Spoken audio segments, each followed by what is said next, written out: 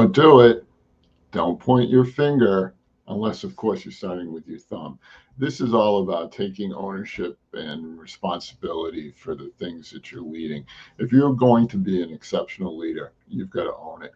And that starts with starting with your thumb. What role do you play in the situation that you find yourself in, both good and bad? And make sure you take responsibility for all the above. Here's 3 tips to help you through this. The very first one is stop making empty promises. If you say you're going to do something, follow through. If you don't intend to do it, don't say it.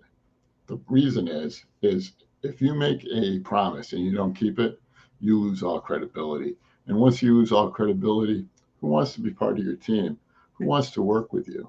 Your colleagues will dismiss you because they know they can't trust you. Second idea, always be looking for feedback. Yes, you've got to take it from whence it comes. Sometimes people will offer you some ideas that are preposterous. You've got to have a filter. But don't be above hearing what someone's offering to you. 9 times out of 10, it's constructive.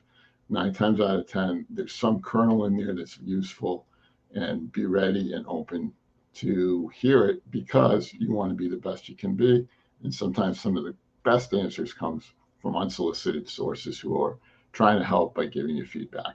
And then the last tip I have for you, and this is a really important one, you've got to be sure that you never look for the easy button. There are no easy buttons here. If you want to be a top leader, you've got to commit to it. You've got to work your craft. You've got to be deliberate.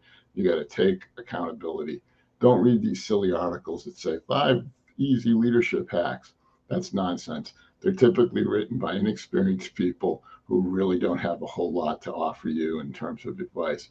It's much, much better for you to recognize that leadership is something that's a full-time job, 7 days a week.